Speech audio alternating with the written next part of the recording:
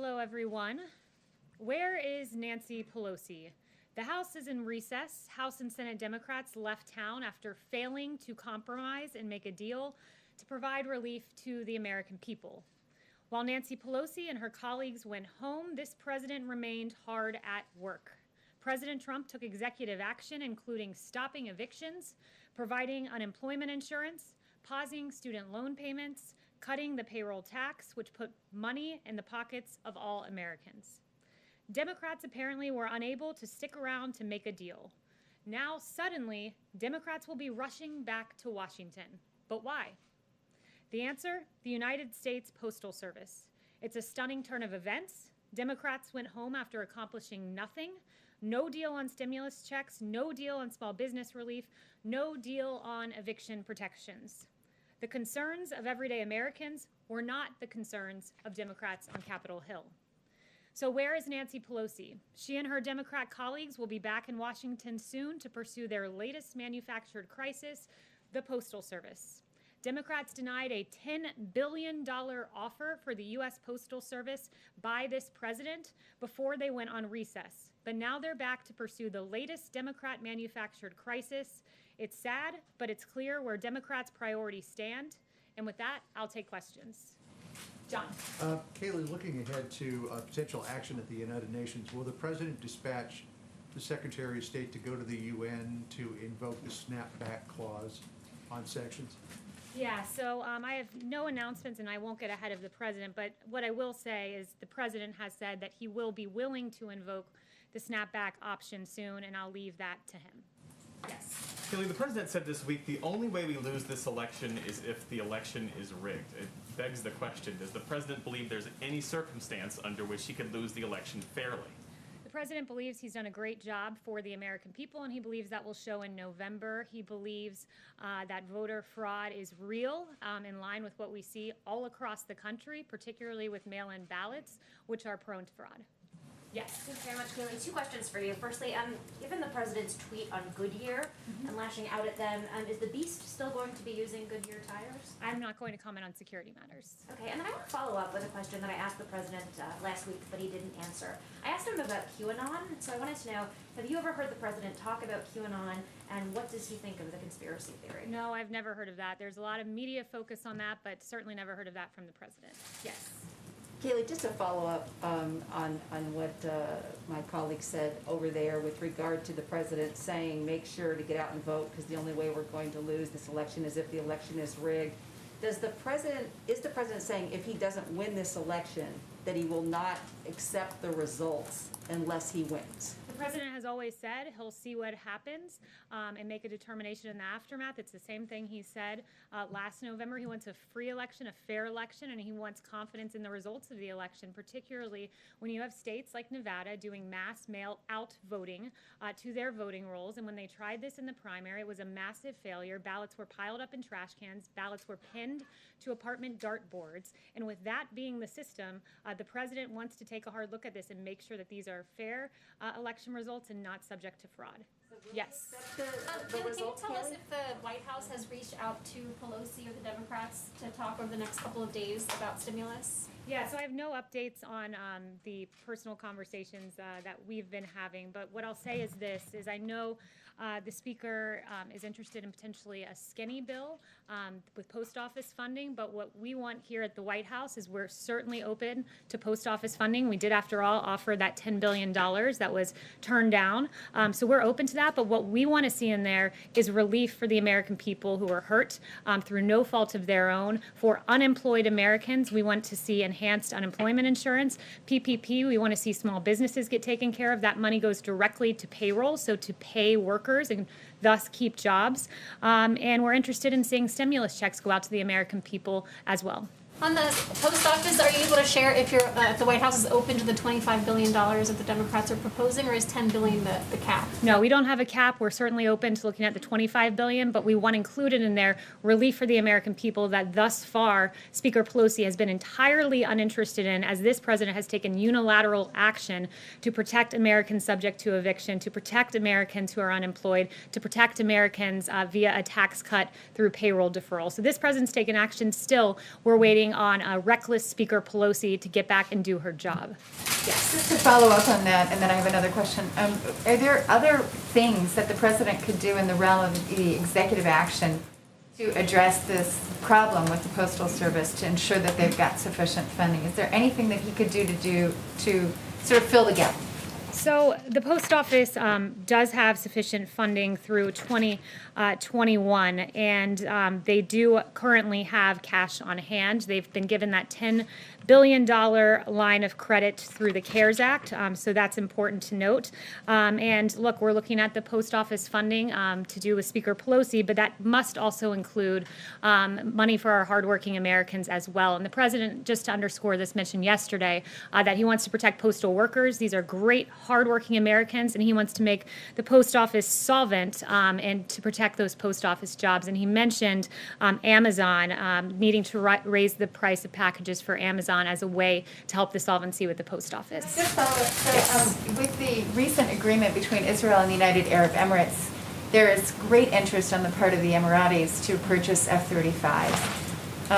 What is the president's position on selling those high-end aircraft to the Emiratis at this point? And would that require congressional changes to remove the qualitative military edge that is guaranteed to Israel at this moment? So we don't confirm or comment on proposed defense sales or transfers until they're formally notified to Congress.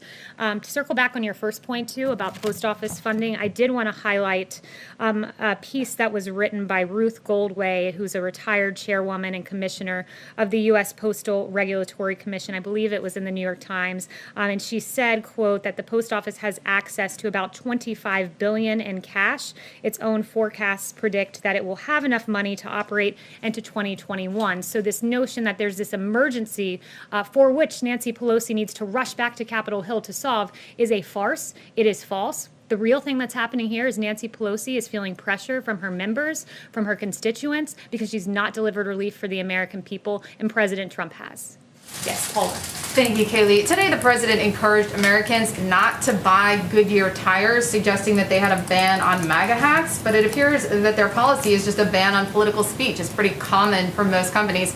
So why is the president retaliating against a private company for their dress code and potentially jeopardizing American jobs? So Goodyear needs to come out and clarify their policy. There was an image. It's a statement. They failed to clarify. Yes, I did see their statements, which still failed to clarify their policy. What happened is there was an image that was put out that showed that certain speech was acceptable, Black Lives Matter insignia, for instance, but what was not allowed was Blue Lives Matter. What was not allowed was MAGA hats. What was clearly targeted was a certain ideology. They have not denied that that image was presented at one of their facilities, and they need to come out. Racial equality, racial justice, that is okay, but not political speech. That's pretty standard across the board right now. That's not that unusual. Did the president even reach out to Goodyear before he tweeted? They came out and said equity issues. As far as I'm concerned, Blue Lives Matter is an equity issue. There have been police officers across this country that have been targeted because they wear the badge. Look no further than Dallas, where 5 police officers died.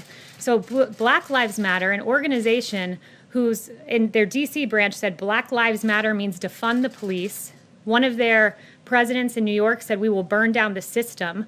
We all remember in 2015 the yelling of pigs in a blanket, fry 'em like bacon at a Black Lives Matter rally. That speech is allowed, but Blue Lives Matter is not allowed.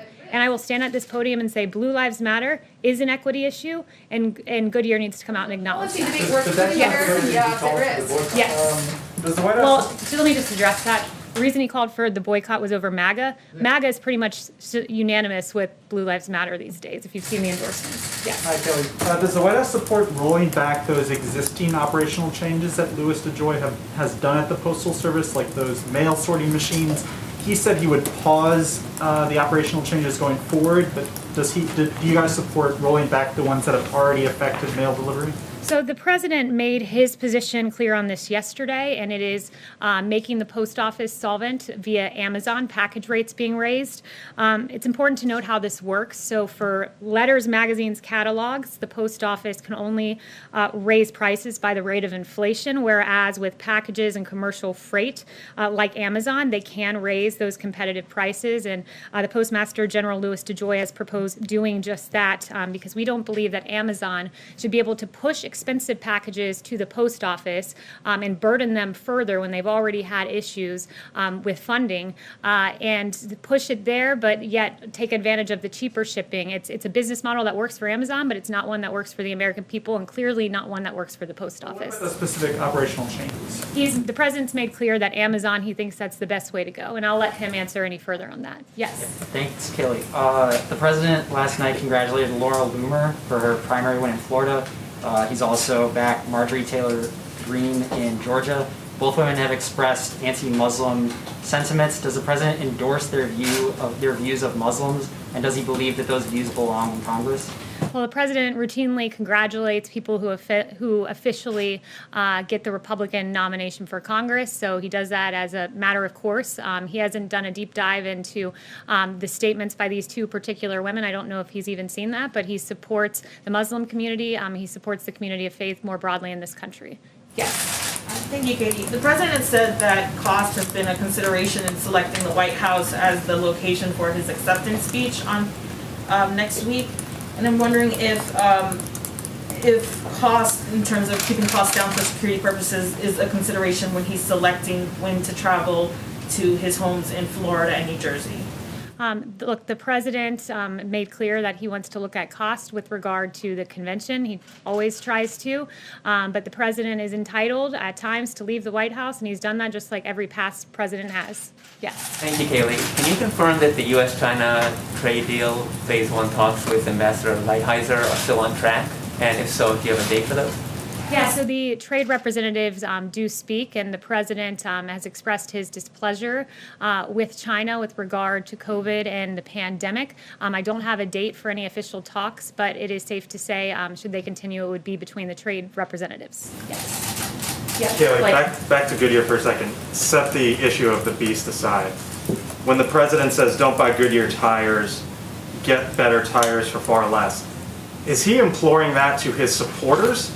Or is that the official policy of the U.S. federal government that the president is directing, saying, do not buy Goodyear tires going forward? The president was talking to his supporters when he tweeted that in particular. And look, this president will never apologize for standing with law enforcement. He won't. He thinks it's unacceptable. If you can wear a Black Lives Matter hat, guess what? You should be able to wear a Blue Lives Matter one too, particularly when our police officers are targeted like they were in Dallas, particularly when David Dorn lost his life amid these riots. He will always stand against our police officers and Blue Lives Matter for some reason not being an equity issue, as Goodyear appears to maintain. So for all the fleets out there that have Goodyear tires on them that inevitably need to be replaced, that is fine. Go ahead and purchase. I haven't spoken to him about that in particular. You can ask him later in the 5 p.m. hour. Yes, Jeanette. Thank you, Kayleigh. As the White House continues to spearhead its vision and its victories for Middle East peace, what commitments does the White House hope to establish with the visit of the Prime Minister from Iraq tomorrow? Yeah, so that visit, we're very much looking forward to that tomorrow. The president looks forward to welcoming Prime Minister Kadami to the White House. The U.S.-Iraq strategic partnership is based upon a common goal for a stable, secure, and prosperous Middle East, and Iraq is a key partner to the U.S. on a range of regional security issues, including the enduring defeat of ISIS. So all of those matters will be discussed tomorrow. Yes, John. The president has been very bullish on the potential of convalescent plasma. And it appeared as though the FDA was poised to issue an emergency use authorization for convalescent plasma. But a number of the president's top advisors in the medical field, including Drs. Collins and Fauci, said, let's put a hold on the EUA. It's too early. We don't yet know about the true efficacy of convalescent plasma.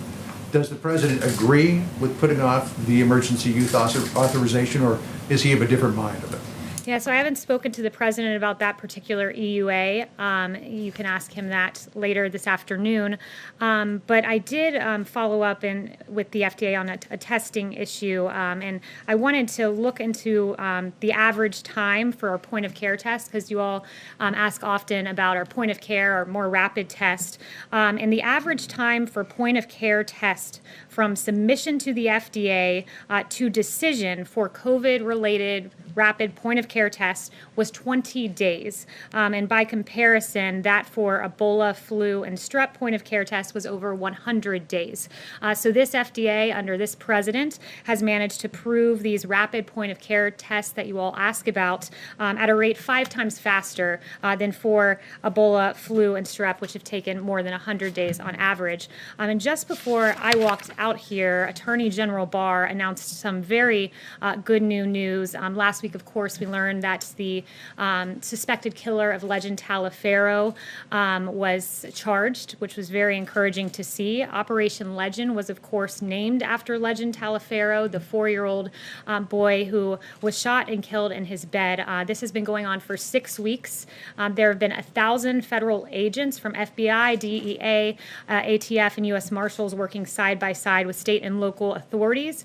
Operation Legend is a very good example of cooperation in action, which is a sharp contrast to those who merely express empty sentiments or worse, hold blatant disregard for the unacceptable violence in our cities, of which many children have fallen victim to. The president cares. The president wants law and order restored. He wants peace in our streets. So this president took action.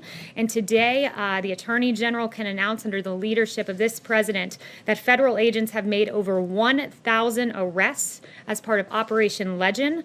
Many of these arrests are for violent state crimes, including 90 homicides. And as AG Barr notes, that means 90 killers would still be on the streets today without the law and order actions of President Trump. And as the mother of Legend Taliaferro said, she said, quote, "My one and only child who fought through open heart surgery at 4 months is gone due to senseless gun violence. Children are supposed to be our future, and our 4-year-old son did not even make it to kindergarten. I stand here today as a mother fighting against violence for my son, Legend Taliaferro. My family and I support Operation Legend, and we strongly want our communities and everyone else behind us." Today, Legend Taliaferro was once again honored by the actions of Operation Legend, and we can thank President Trump and the work of Attorney General Barr for that great news. Thank you all very much. The president will be back here in the 5 p.m. hour. Will the president do something about bounties on American soldiers?